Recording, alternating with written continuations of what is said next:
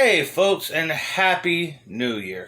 I'm Jake Davis, and today I'm starting my traditional annual series of videos running down my picks for the best films of the year. So, of course, we'll be covering 2021 and the films thereof throughout 6 videos, covering the 6 major categories: picture, director, actor, actress, supporting actor, and this category, which will be best supporting actress.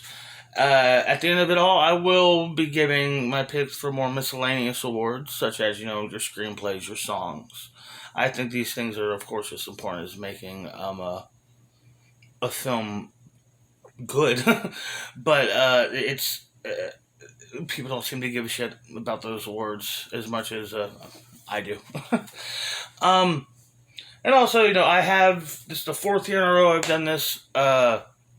Since I set up this channel in 2018, and I do appreciate everyone who's watched these, and I hope y'all come back and watch the next 5. Anyhow, I got several movies and several performances to talk about, plus a few honorable mentions if I feel like it.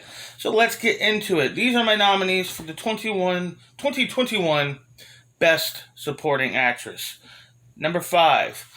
I would say Rebecca Ferguson in Reminiscence. Reminiscence was a criminally unappreciated movie. Take place in the not too distant future, where the world is slowly drowning, and memory has become a drug. Rebecca Ferguson plays this mysterious woman, this mysterious lounge singer, who comes in just to try to remember where she found her keys, gets in a romantic relationship with their leading man, Hugh Jackman, and turns his life upside down when she goes missing.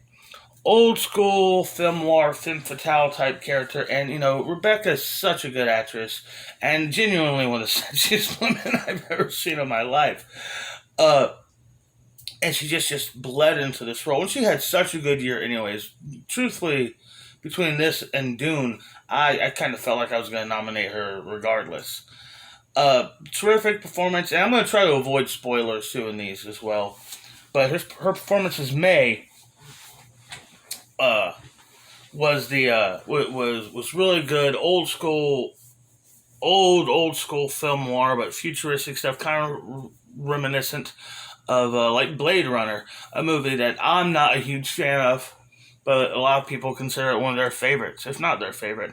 I thought this movie was criminally unappreciated. Most people don't like this movie at all, but I thought it was very, very good. Her performance was incredibly strong, and the whole resolution of her character and revealing the mystery of what happened to her was done so well and so powerful. Yeah, terrific. I thought she was absolutely terrific. And this is at least the 3rd time I've nominated Rebecca, at least the 3rd time over the years. The 2nd time since I started doing these, because I also definitely nominated her for Doctor Sleep. She's a great actress. She's a terrific actress, and yeah, man, she's my pick. Pause. Number 4, Glenn Close in 4 Good Days. In 4 Good Days, she plays a woman who has to pretty much watch her daughter like a Hulk while her daughter tries to finish her week out, a full week of being clean, before she gets this experimental treatment that will kind of help her quit heroin. And yes, it's her spending the last 4 days, the 96 endless suffering hours, and just the pain, the rage, the fear. It's all right there in Glenn Close. Glenn Close is such a good actress, and me and my wife were even talking about it last night. It kind of feels like she's more of the lead in this movie than even Mila Kunis is, and it's such a melodramatic movie and kind of a Lifetime movie. Sure, it's definitely a Lifetime movie. Sure, but you've seen so many movies over the years about drug addicts and about alcoholics, and truth is, there's been very, very little care shown to the actual effect it has to the immediate people in these people's lives. And that kind of helplessness was portrayed in such a starkly realistic manner in this film that it truly elevated the movie into something, quite frankly, much, much better than I expected it to be. I would recommend not watching a trailer for this movie because it is like painfully overwrought. But it's a good movie. It's a really good movie. And if Glenn Close is nominated for Best Supporting Actress, which she is being campaigned but doesn't seem to be a favorite for at all, but if she is nominated for this, will be her ninth nomination, which will break Peter O'Toole's record of being the most nominated nominated actor to have never won the trophy.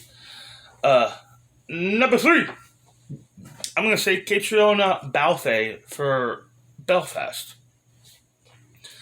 The story of a family in Belfast in the late 60s, caught in the middle of the Northern Ireland complex, North Ireland complex, and having to come to terms with that they have to move.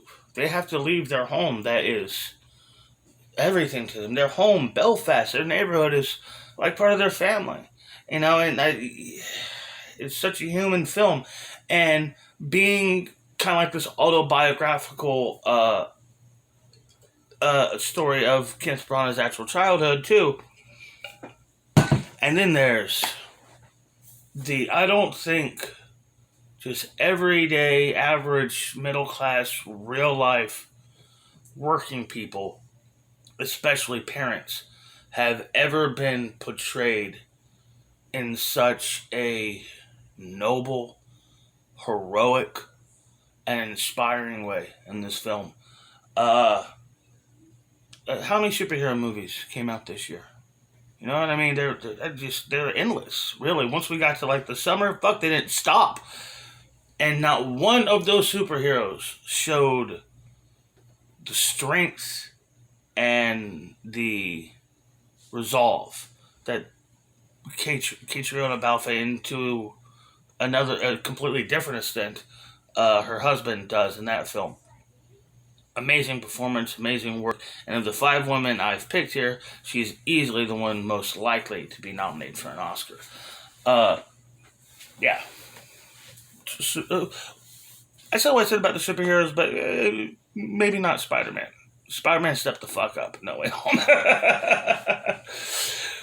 But none of the Eternals. Anyhow, number 2, I'm going to say Milana Vayntrub for Werewolves Within. Werewolves Within is a movie I absolutely adored. More than any other movie I saw this year, it was the film, like, as soon as I saw it, I knew I had to own my own personal copy of this film. This was a great movie. She plays the sole post office worker in a dying Vermont town. They're building a pipeline there, and there's literally like 13 people left in the whole fucking town when blizzard hits. Bodies start piling up, and it becomes more and more apparent that there's a fucking werewolf on the loose. So the handful of people left in the town who have to gather into a B&B to survive the blizzard. It's really great. It's great. And I compared it in my original review for it to, like, Robert Altman. It's if Robert Altman would have made a horror movie. There's lots of overlapping dialogue, long shots, and deep focus. And the dialogue isn't just random ad-libbing or quirkiness. It's people playing into their character development and their established relationships with the other characters they're speaking to. It is all done so very, very well and done with such care that it almost feels like where you had a movie like Don't Look Up is all these huge movie stars, big name people basically slumming it on Netflix just to get pats on the backs from all their climate change buddies, compared to this movie Werewolves Within, which is a bunch of virtually nobody actors, virtual no budget, based on a virtual unknown IP, and they're just swinging for the fucking fences. It's great. Werewolves Within is easily one of the best movies of the year, and Milana Vayntrub's performance is absolutely infectious. It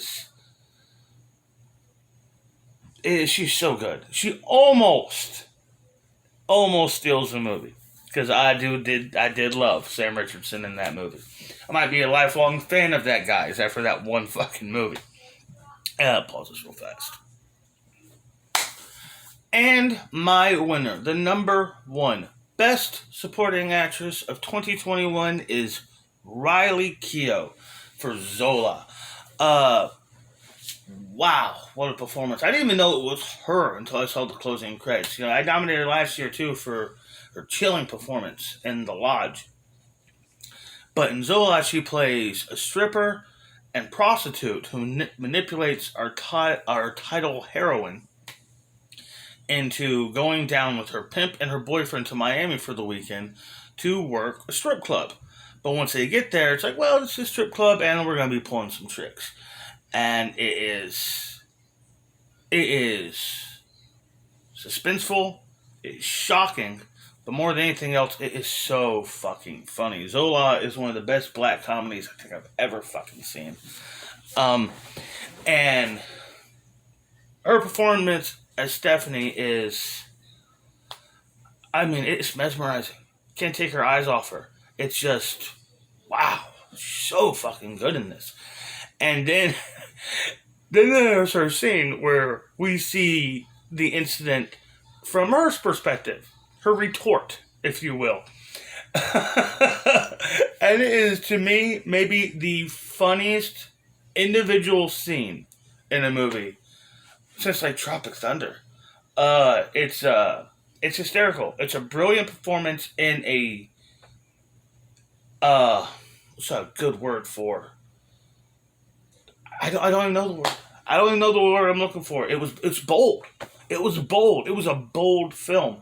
And so fucking good. Zola's easily one of the best movies of the year for me. And Riley Keough's performance as Stephanie runs away with this movie. Anyhow, I got some honorable mentions first. Try to fire through them real quick. I've already mentioned Rebecca Ferguson in Dune. I thought she had great performance as a strong woman who's willing to kill or die for the protection of the safety of her son. Emma Thompson was absolutely great in Cruella. The truth is, if that movie wasn't about Cruella de Vil, it would have been a terrific movie. But then again, it would have just been a violent version of Devil Wears Prada, so maybe not. But she's great in it. She was great in it. McKenna Grace for Ghostbusters Afterlife. Sure, she's the lead, but she's a kid, so I'm putting her in the supporting category. But she carried that movie better than all four of the women from the 2016 movie did, and that's saying something. No, but then those women just walked through. I'll say one last time for the cheap sheets. Ghostbusters 2016 is not a bad movie because it's all girls. It's a bad movie because no one tried. They spent the entire production and promotion of that film separating themselves from the original IP and disrespecting that IP at the same time. And then when it came out, completely relied on fans of that shit to come in and carry their lazy asses, to the bank. That's why people didn't like it. Because you didn't try. Yeah, but there we go. Any of them are going to see this. Anyhow, my other honorable mentions. Jessica Chastain. Jessica McNamee for Mortal Kombat. I liked the more hard-edged, hard-nosed Sonya Blade. I thought all three girls did a fairly decent job with Sonya Blade. Brigitte Wilson did a good job, but at the same time, with the hair and the makeup, the costumes, they treat her more like a Barbie doll than anything else. And this would get a bit more of a militaristic feel with Sonya Blade. And I enjoyed Jessica's performance in this quite a bit. And Awkwafina. I liked Awkwafina quite a bit in Shang-Chi and the Legend of the Ten Rings. I don't really like her individually that much, but I really thought I liked the switch up of making the girl, instead of a ham-fisted, boring love story in another superhero movie, I preferred her just being the comic relief and his sidekick. That made her a more endearing character to me.